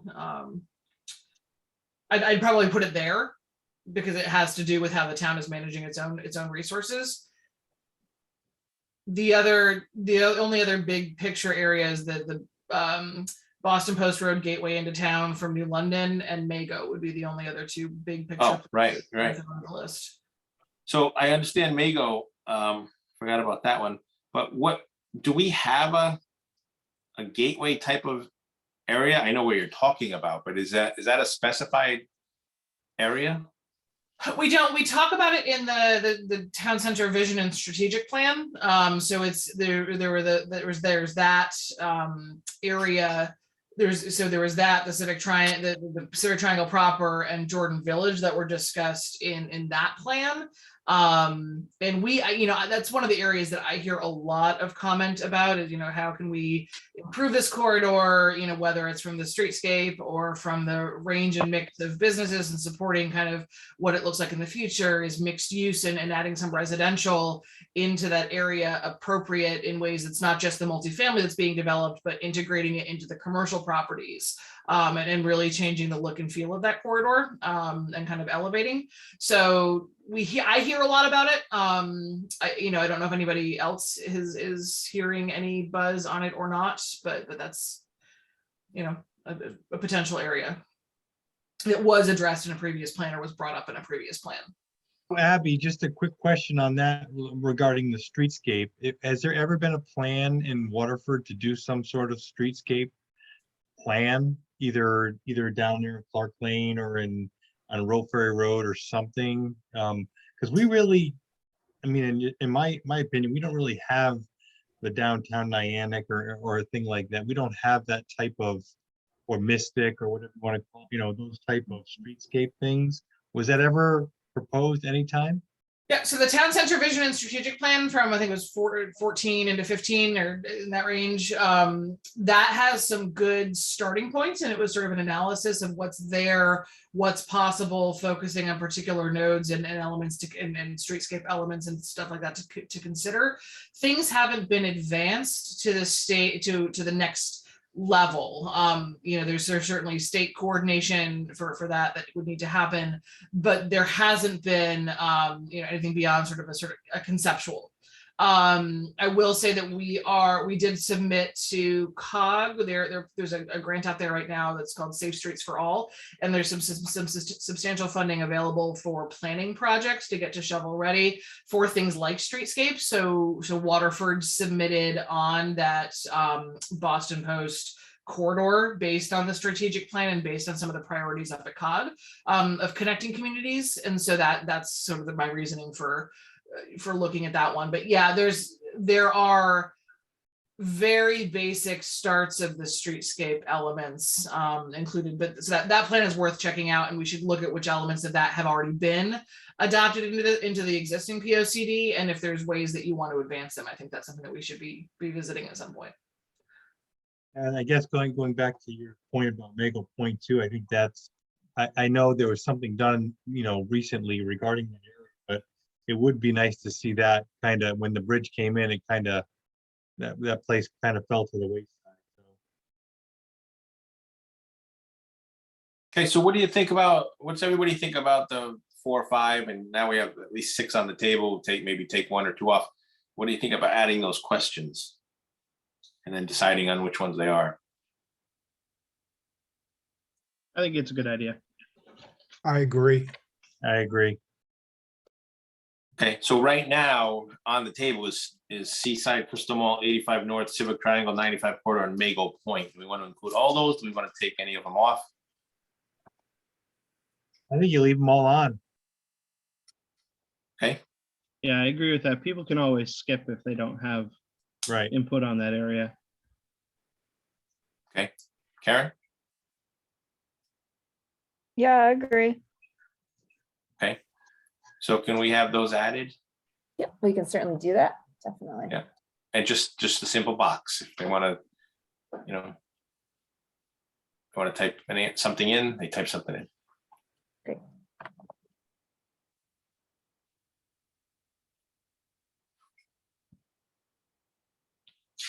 So I don't know if it's within our scope to ask questions around traffic congestion. I'm just wondering, there have been in the past thoughts about adding connector roads.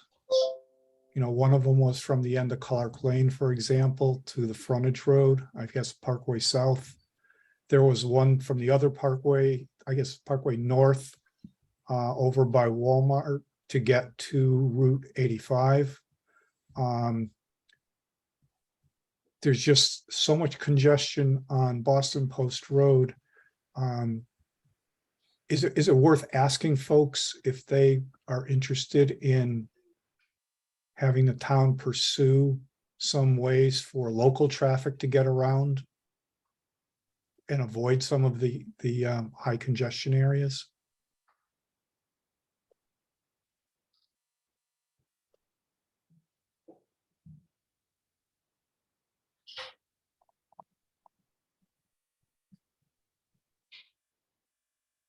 Does anybody have a comment? I just, my only thought, it's really kind of up, I don't know that the town can build a road to do that. I mean, unless it's eminent domain, and I'm not sure that that's gonna go too well with too many people. But I understand your point, Bert. I'm just, I think because it's all private property there, you'd have to have a developer or somebody want to build that road, you know, specific to, I know at one point they looked at doing some sort of arterial road from Ropeberry Road to the, you know, through the Barrett Farm at one point, but Yeah, so I agree with your point, Ken. I also think that at least one of those, I want, and maybe Mark can comment on it. But I thought that over, but there's actually, I don't know if it's right of way or what, over next to Walmart to go over to near to Crystal Mall or Target or something like that. I thought that was already land potentially set aside, but just there were no funds at the time. Yeah, that's actually state land. State of Connecticut owns, might even be DOT, that owns a big swath of that land between Parkway North and Target. And that's where there was a proposal to put in a connector road between the two to help alleviate the traffic. That only got as far as proposing a design, put it that way. It never got beyond that. Funding was the big issue on that one. Mhm. And that may, as the mall discussion continues forward, you know, that may come up as something that the town needs to revisit. I wonder, Rory, is there room within the transportation planning section to add questions about sort of congestion, comfort in getting around town? Are there any areas that people have concerns about? Sure, yeah, we could definitely Can we put it add in that that in. section? Yep. Or give people an open-ended? Definitely, just kind of, yep, an open-ended question. Any area, okay, I think that's definitely something we could add in. So just, Abby, just if I'm hearing you correctly, an open-ended question, you know, in the transportation section, are there any areas of town that you have concerns of that are difficult to get around for you? Yeah, and or where the town should consider, you know, roadway improvements to address congestion issues or something to that effect, Sure. and rather than lead them into should the road, you know, should the town be undertaking transportation analysis of particular new roads. I think part of it is, do we define, you know, are folks still seeing the same problems? Are we still seeing the same trends where those pressure points are? And are we hearing that from folks? And if so, then does that lead to something in the plan that says, look, the town's really got to do some better traffic analysis here, partner with the state and figure out, just a feasibility analysis of can we or can we not address this issue through the following means, right? And that becomes almost an action item in the plan. Sure, yeah, we can definitely do that. And I do think especially, the transportation, I think we'll see a lot of pins on that wiki map where people say, hey, this intersection's terrible. I hate driving here. Feels, that too many speeders, or, oh, it takes me forever to get through here. So I think that's the kind of feedback too we'll also get on that map. But yeah, I think the idea of adding a question about that makes a lot of sense in that transportation part of this survey here too.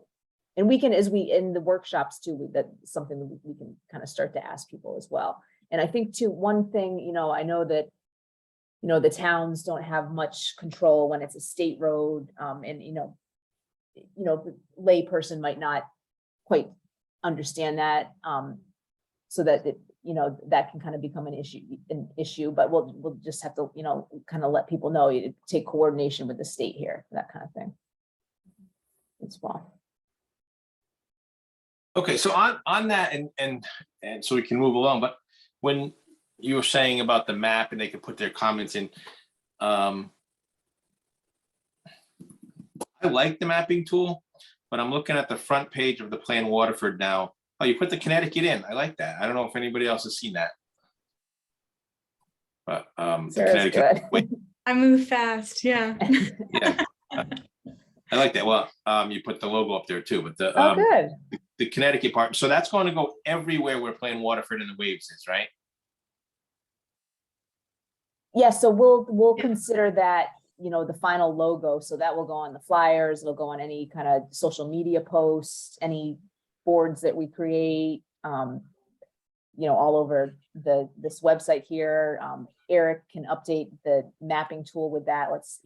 So that will get added here. Yeah. Can I just suggest, my suggestion here is that the new logo that you put in there be more centered in the middle there and a little bit larger too. Is that possible, or is it? It just looks real tiny. Yeah, I'm not even sure we need the town of Waterford, Connecticut there now that we put the Connecticut in the other one. We made the logo a little bigger. Yeah. The circle. I Yeah. agree. It looks repetitive now. There's 2 Connecticut's and 2 Waterfords. I don't know. Yeah, that was before we had that up there though, when we decided to put the Connecticut. So maybe put the circle just bigger and center it and make it, maybe not center it, but put it the circle, the size of the Plan Waterford, Connecticut. Yeah. Get rid of the other stuff. So I really like the mapping tool, and I'm looking at it from my iPhone, and I'm looking at it on the screen right there that you just had, the one right before this. Can you go back to the screen before this? Oh, How to yes. Sure. Sorry. Yep. So there, the provide location-based comments using the online map tool. Can we, the one, jazz that language up? Sure. Show us what you think. Tell us Click what on you the think. map, right? Oh, Yeah. Is that what you said, Abby? Show us what you think on our interactive exactly. map or something. That's what I had. I was going to say, tell us what you think, but show us what you think is even better. Yeah, just something to move them to action, like show us what you think. And because it's a great tool, but I don't like the description of it. I don't think it'll make people go to it. You can reload it now, Rory. It should be there. So this is why I brought Sarah on tonight. I was like, she's gonna be so good. Okay, yeah. Yeah, on our interactive map. Yeah, perfect. Like even mapping tool, I think, like I was a little intimidated by it. I'm like, I don't know what the mapping tool is, but You if could it's just say like even Waterford map. interactive map or something, something to spur them to action, because I think that's a great thing. Anybody can pick out anything. I picked out my house on mine. You can put a pin at my house and say, this So what property maybe needs- Waterford map, just so it kind of brings it back. Okay. Yep. I'm gonna- interactive map or something. So why don't you combine both of those things and shorten the top language to show us what you think, and then put interactive map where mapping tool is in the box. Yeah, I like that. Do that. Okay. So you want to say, show us what you think, That's interactive it. mapping tool? That's it. Show us what you think with an exclamation point. So one is participate in our online survey, exclamation point. Show us what you think, exclamation point, with survey in one and interactive map in the other. Okay. Okay, that's what I've got. Let me click done. Okay. Because it's such a good, I like it. I think it's a great tool. It's Yeah, just- I've got to fix that, but it'll be even. Thanks, Sarah. All right, so then, yeah, if anybody hasn't seen the map, these are just dummy pins that Eric plugged in, as he was going through, but get started. It kind of gives you some directions, tells you can zoom in, drag, you can put marker tools. You can add your own markers. So green, tell us what you like about Waterford. Red, what should be improved. So we try and keep it simple as possible for people, so it's not intimidating. So okay, green is good. Here, Boston Post Road, you can put your pin in and type whatever you want, and then just hit submit, and it'll be there. And so if you do it, if what should be improved, a red, it's kind of intuitive, like I said, with the colors. Then you can view what other people have said and add it in. And at the end of this, we'll get these all exported. We'll know exactly where they are. We'll have a great, and a lot of times with these maps, people see what other people have, people in the community, oh, here, this needs this needs, and, we kind of see key themes and trends geographically. And it's a really great tool that we like to use. Oh, everybody's going to be able to see previous comments? Yes. Oh, wow, fantastic. Okay. Yeah, so if you're like, oh yeah, I totally agree with that, you can, I agree with this, but I want to add on, yeah, this is so true, but I think that this is kind of missing, yeah, so it's kind of, I think, and that kind of creates interest as well, because it's, people like to see what other people have to say. I think it's really interesting for folks. So yeah, we'll leave this up, and it'll be, like we have right on, easy to get to on the website. Everything's right there. So at the end of the day, if we just say, hey, go to planwaterford.com, they'll have everything they need. They'll have survey, they'll have this tool, they'll have information about workshops, who's leading this, you guys, the previous plan there, and we'll just continue to populate it as we go and add information. And kind of, like I said, we'll add in pictures. We'll try and make it really nice and fresh and interesting for people, so it's not just a stale website that never has anything new, is never updated. What we'd like to try and keep them very visual and interesting for folks. So how do we get this? I mean, I know we're just going through it now, but how do we get this into like Facebook and Instagram and Twitter and all that other stuff? Like, how do we apply this? Because I think this is I think the whole thing's great, but a lot of people aren't just going to type in Plan Waterford. So how do we get it on our social media because I think that'll be where we're going to get a lot of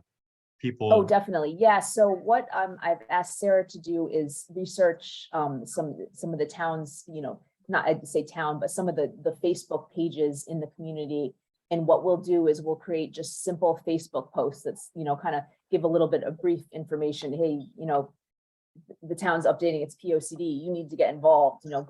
Go to planwaterford.com to take the online survey and provide feedback. So we'll create very user-friendly visuals that will ask those Facebook groups, hey, do you mind posting this? This is a community group in Waterford. Can we get you guys to post this? And so that's what we're kind of in the process of doing now. And so those Facebook posts, like I said, will try and be kind of punchy, easy. And I think if we're done with this part, I can move on, and I have some stuff about that in our presentation if we want to move on from this. Just one more thing on this. On the mobile site, it's a little clunky, but the add marker doesn't scroll for me. The get started does behind the map, the user markers does, but the add marker does not. And I don't know if anybody else is having that problem, but you can't scroll it. Are you talking about the map itself? Nope, those two things, you can't see the red box on my mobile. You press add marker, it says, what do you like about Waterford? There's a green box. And then all you see is the red pin. You don't see anything below it. And it doesn't, I didn't know there was a difference between the two. You can't scroll. If you look on it on the phone, you can't scroll it. Okay. That's something I think, and Sarah, correct me if I'm wrong, but I think that's something we'll have to ask Eric about and Yeah. see what he says, but yeah. Yeah, because I thought you meant the map itself, because the map, you've got to like use, I don't know. So I'm getting the 2 fingers on the map that seems to work. But I'm getting the red box on mine. It's showing up at the top of the add marker page. So I don't actually need to scroll to get to it. I got the same problem as Greg. I can see the green, but only a little bit of the red, top of the red on my phone. Is there an iPhone Android issue? Yeah, well, this is an iPhone I'm using, Okay, so. me too. All right. Mine's an iPhone, yeah. Yeah, me too. Right. All right. I mean, the Yeah. map works, but I can't get to the red Yeah. box. Mhm. Right. Okay, well, I'll ask him about that and see what we can do to kind of make that work. Okay. Before folks get off of I know we jumped from the survey to this. I just wanted to get confirmation that if Rory is updating the survey questions and incorporating what the commission talked about tonight, is there a way to defer the blessing to get that out and get these posts going to the public? I don't know, Greg, if you want to have a final look or how you all want to handle that, but I think that the hope is really to do this final iteration of the survey pretty quickly. Yeah, I agree. I just think, if we could send it to everyone on the commission for 24 hours and say, listen here, take a look at it. It's going to go live on, Friday at 9 and we get it Wednesday night or whatever time frame it is. And just say, hey, listen, if you have any final comments, any edits, anything, just let us know. But I think we covered most of the topics. Mhm. Great. Is that good with everyone? Works for me. Yeah, and just make sure that when you're responding, you just respond directly back. And it'll either be directly back to, it'll be basically to Rory and Mark, because I'll be out. So that'll, I would just make sure that people are going just right back to those one people, not creating a meeting while we're doing it. Okay, great. Great. So let's move on to number 4. So, okay, I think we went through all of this stuff. So yeah, I just wanted to touch base quickly about our workshop planning. We targeted the Wednesday, October 12th for a Zoom virtual workshop. And that will be held totally online. What the thought is, for that, we'd give a brief presentation, about the POCD, why it matters, why you should get involved. We'll provide some high level, existing conditions overviews. And then we might get into what we like to call issues and ideas discussion. Sometimes we do this by topic. We'll go through, okay, so for transportation, what are the issues for transportation here in Waterford? What ideas do you have? And kind of generate a discussion. I think what I've heard is that ideally we would love to have like 200 people, but I know that in the past, I think you mentioned to me that for the affordable housing plan, participation was limited. So what we'll do is it's called a Zoom webinar where people, I'll lead the presentation in the beginning, then, we'll get into that open discussion with the group and kind of lead them through a series of questions. And in that format, people can use the Zoom tool to raise their hand, and we'll have a person from our team there, hey, Mark wants to ask a question, he's next. So we'll open it up for the discussion. And then we'll let people know about next steps, ways to get involved. In the discussion, sometimes we like to ask people some questions, if any of the statistics or trends were surprising, what things were concerned, are there any challenges to development that might alter some of these, what issues do you think need further exploration? And these are just, some questions that we like to ask, and so are there things that the POCD should directly address? And we can do some visioning, kind of just trying to think, for the future, 10 years from now, what would you like to see here in Waterford? type of thing. And so, in that, we could ask questions like, what do you value most about Waterford? What would you like to see more of in Waterford? What concerns do you have for Waterford's future? Things like that are often covered in here. And so in the virtual format, depending on what the participation is like, we may be able to have more, more participation and get into more questions. And so sometimes, like I mentioned, sometimes we'll do it by topic. Sometimes we've done it where we've asked, like you mentioning the additional questions you wanted asked for the survey. So we could ask, questions specific to, hey, what do you think should happen at the Crystal Mall property? What would you like to see down in Seaside? Things like that. So we can discuss that further. But that's kind of how I see the virtual workshop going. And so for the in-person workshop, this will be a little bit different. I think it's going to be, we decided it will be held town hall that following Tuesday on the 18th.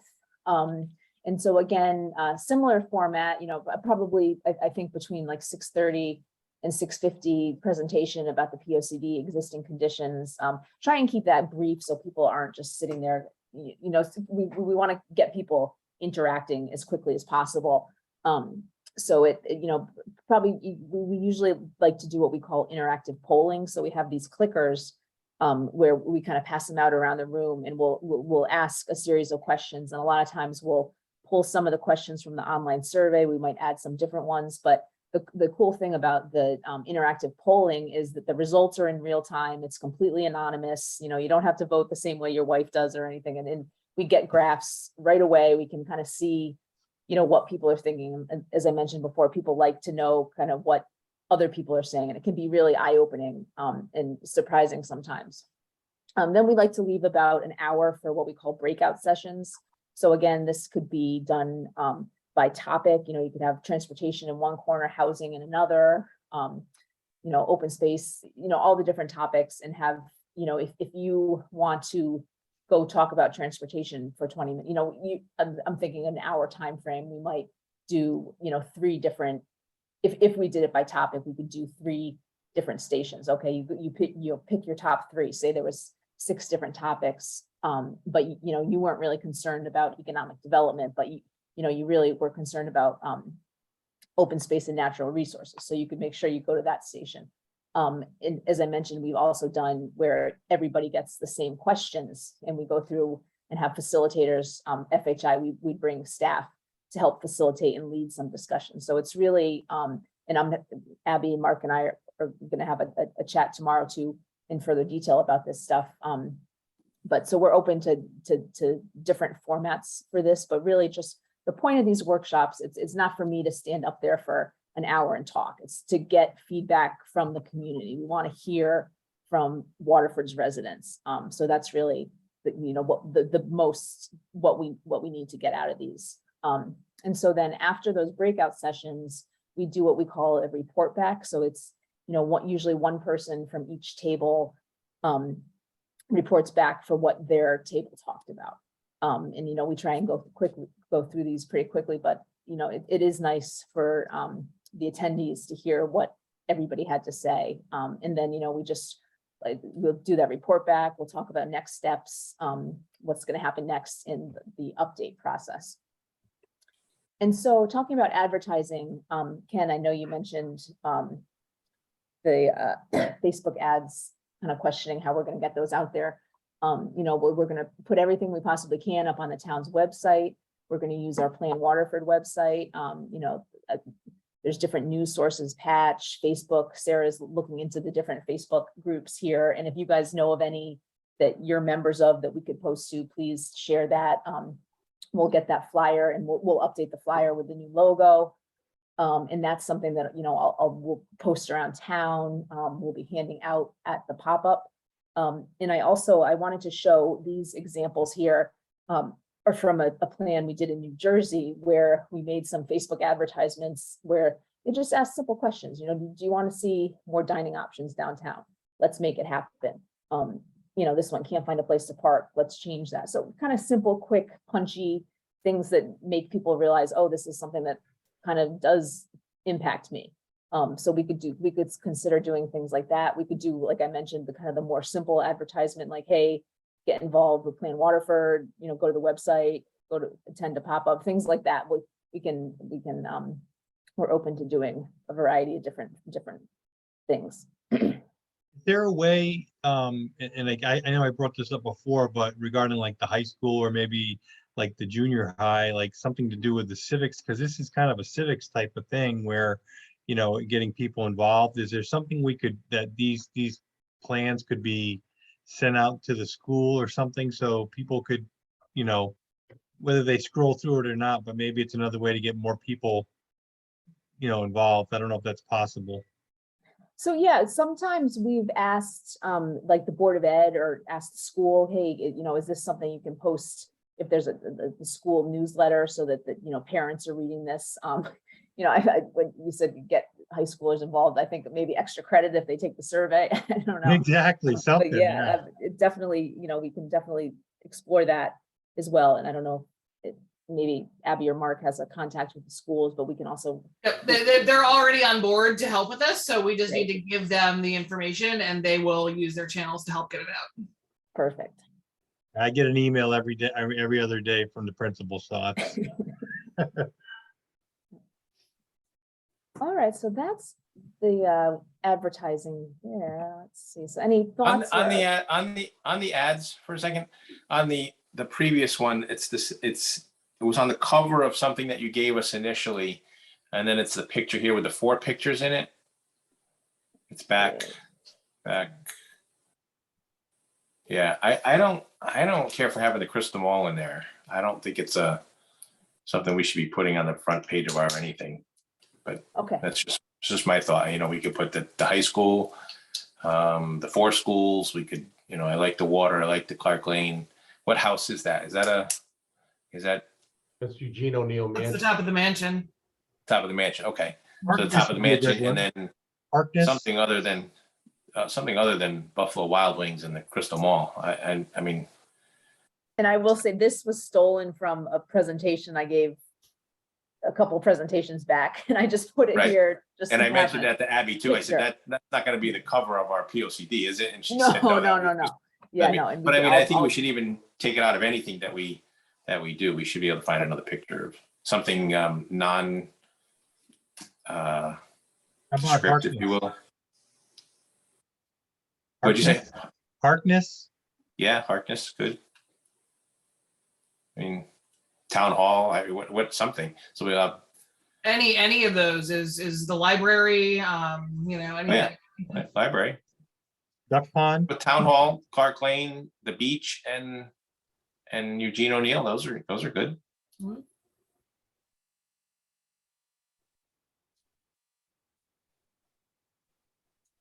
So anything else before we move on? Nope. Pop-up preparations.